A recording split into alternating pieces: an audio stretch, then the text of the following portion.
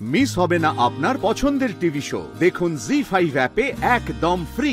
সাথীর খুব বমি হচ্ছে, আমি তো কিছু বুঝতে পারছি না। বলছে যে শরীরটা ভালো লাগছে না। কি করব বুঝতে পারছি না, কি করব বলো না। আমি আবার কি বলবো? তুই বিয়ে করে এনেছিস, তাহলে তুই যা করার কর। হ্যাঁ, আমি বিয়ে করে নিয়ে এসেছি, আমি কখন না করলাম?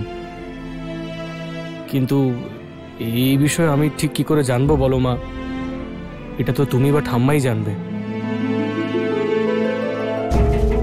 ঠিক আছে, বলতে হবে না।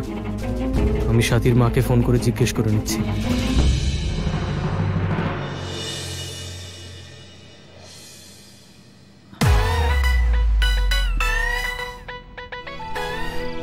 মা যদি বুঝতে শুরু করে যে এই পরিবার উত্তরাধিকারী পেতে চলেছে, তাহলে ওনার সব রাগ শান্ত হয়ে যাবে। আর যে সাথীকে উনি চোখে দেখতেও পারেন না, তাকে মাথায় বসিয়ে রাখবেন।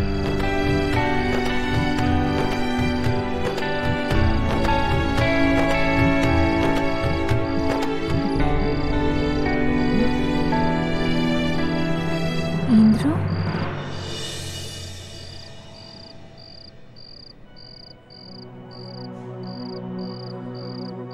কি হয়েছে ইন্দ্র?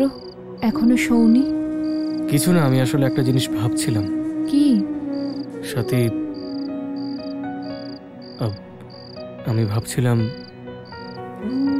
এবার আমাদের পরিবারটাকে এগিয়ে নিয়ে যাওয়ার ব্যাপারে ভাবা উচিত। তোমার কি মাথা খারাপ হয়ে গেছে? আর এতে অসুবিধাটা কি? আজ নয়তো কাল বাচ্চার ব্যাপারে তোমাদের ভাবতেই হতো। হ্যাঁ, কিন্তু এটা সঠিক সময় নয় ইন্দ্র। আগে নিজেরা সেটেল হই, তারপর বাচ্চার কথা ভাববো। বাড়ির লোকেরা আমাদের এখনো আপন করে নেয়নি। এই অবস্থায় সন্তানের কথা ভাবা ঠিক হবে না। যাকগে, এখন এত বেশি না ভেবে যাও, ঘুমিয়ে পড়ো, না হলে কাল ঘুম ভাঙবে না। এসো। সাথী তো পরিষ্কার না করে দিল, আর ওদিকে আমি মাকে পরিষ্কার মিথ্যে বলে এলাম। যদি মা সাথীকে কিছু জিজ্ঞেস করে তখন কি করব? কি ব্যাপার কুন্তি দেবী? কোথায় তোমার সুপুত্র ইন্দ্রবাবু? আবার কোনো নতুন পরিকল্পনা করছে না তো?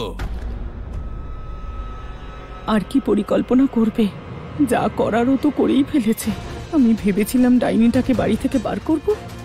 এখন যদি বাচ্চা হয়ে যায় তাহলে কি করে বার করব? আরে বাহ ইন্দ্র,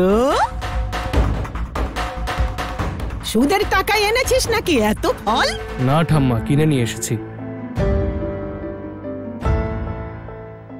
আর যেগুলো ফ্রিজে রাখা আছে সেগুলো, ওগুলোও তো এই বাড়িরই, সেখান থেকে নিয়ে নিতে। জানি বৌদি, আমাদের ফ্রিজে সব সময় ফল ভর্তি থাকে, কিন্তু যদি সাথী ওখান থেকে নেয় তাহলে হতে পারে কারোর অসুবিধে হলো, তাই আলাদা কিনে আনলাম। তার কি দরকার ছিল? তোমার মতো শক্তিশালীকে তো আঁচলে বেঁধে রাখে। প্রোটিন ভিটামিনের প্রয়োজন তোমার, যাতে বুদ্ধিটা একটু খোলে, আর ওকে বাড়ি থেকে তাড়াও। বাবা, আমার ভিটামিনের প্রয়োজন আছে কি নেই সেটা আমি জানি না, তবে হ্যাঁ, সাথীর শক্তিদায়ক জিনিসের ভীষণ প্রয়োজন। জি5 ডাউনলোড করুন আর সব এপিসোড দেখুন একদম ফ্রি।